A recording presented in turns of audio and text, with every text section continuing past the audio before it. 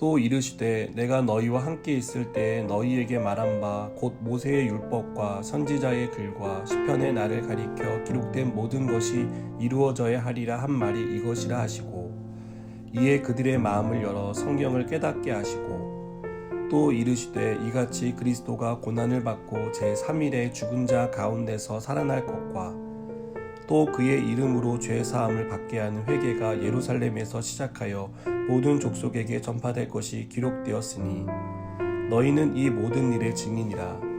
볼지어다 내가 내 아버지께서 약속하신 것을 너희에게 보내리니 너희는 위로부터 능력으로 입혀질 때까지 이 성에 머물라 하시니라. 예수께서 그들을 데리고 베다니아까지 나가사 손을 들어 그들에게 축복하시더니 축복하실 때에 그들을 떠나 하늘로 올려지시니 그들이 그에게 경배하고 큰 기쁨으로 예루살렘에 돌아가 늘 성전에서 하나님을 찬송하니라. 아멘. 친구들과 점심을 먹기 위해서 식당을 찾고 있었습니다. 낯선 곳이라 어디서 먹어야 할지 또 무엇을 먹어야 할지 못 정하고 있을 때 한 친구가 검색을 하더니 여기 맛있는 집이 있는 것 같다라고 추천을 했습니다.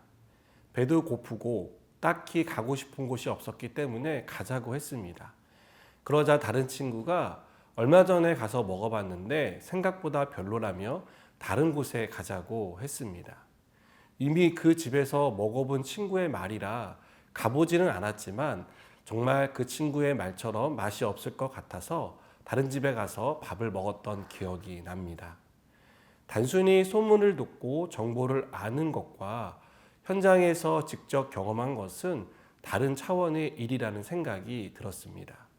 소문은 확대 재생산이 되어 사실과 다른 부분이 많지만 현장에서 경험하고 직접 본 것은 사실일 확률이 훨씬 더 높아집니다. 예수님이 부활했다는 소문을 들은 사람과 부활하신 예수님을 직접 만난 사람은 다를 수밖에 없습니다. 예수님이 십자가에서 죽는 것을 보고 무덤에 묻힌 것을 본 사람은 다시 사신 예수님을 만났을 때 놀라지 않을 수 없는 것입니다. 그들은 예수님이 죽는 것을 두 눈으로 똑똑히 보았기 때문에 다시 살아나신 예수님을 만났을 때 그것이 진짜라는 것을 믿지 않을 수 없었습니다.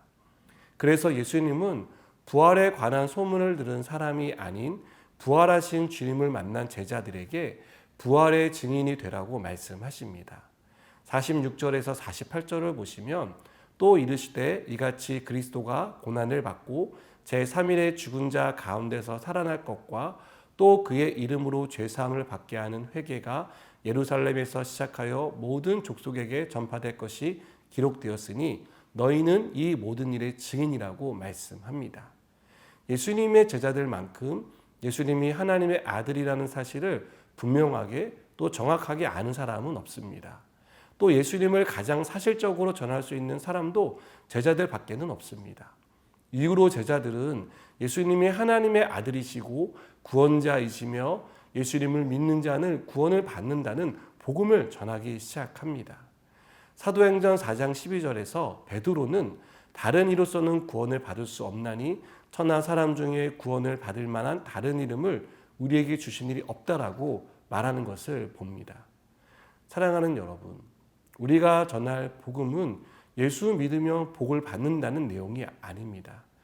우리가 전하는 복음은 부활하신 주님이 우리의 구원자이시고 우리의 생명의 주인이라는 사실을 전하는 것입니다. 다른 이름으로는 우리가 구원을 받고 싶어도 받을 수 없고 오직 예수 그리스도만이 우리를 구원해 줄 수 있는 유일한 분이라는 사실을 전하는 것이 바로 우리 그리스도인들에게 맡겨진 사명입니다. 여러분, 우리 주위에는 복음을 듣지 못한 사람이 많이 있습니다. 이들에게 제대로 된 복음을 전해야 합니다.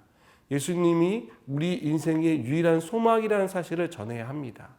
이 복음은 우리 가정 안에도 전파되어야 하고요. 우리 친구들 사이에도 전파되어야 하고요. 이웃들 그리고 더 나아가서 이 나라와 이전도 종족에게도 이 복음이 전파되어야 합니다. 특별히 오랫동안 하나님을 떠나 있었던 사람들, 교회에 상처를 받거나 시험이 들었던 사람들이 있다면 그들에게 다시 이 복음이 전파되어야 한다라고 믿습니다. 사랑하는 여러분, 부활하신 주님을 우리가 전파할 때 그 복음의 능력이 한 영혼을 살리는 놀라운 역사를 보게 될 것입니다. 그리고 하나님께서 우리의 작은 입술을 통해서 영혼을 살리고 나라를 살리는 그런 일들을 이루시는 역사의 현장 가운데 우리를 세워주실 것입니다. 저는 우리가 부활하신 주님을 증거하는 그 증인으로 살아가는 귀한 성도들이 되었으면 좋겠습니다. 그래서 어디에 있든 무엇을 하든 우리를 어느 곳에 보내든 부활하신 주님이 우리의 구원자이심을 전파하는 참된 증인으로서의 삶을 사는 저 여러분 되기를 축복합니다. 기도하시겠습니다. 하나님, 우리를 증인 삼아주셔서 감사합니다. 어디를 가든 무엇을 하든 우리가 부활하신 주님을 증거하는 부활의 증인으로 살아가게 하여 주시옵소서. 예수님의 이름으로 기도드립니다. 아멘.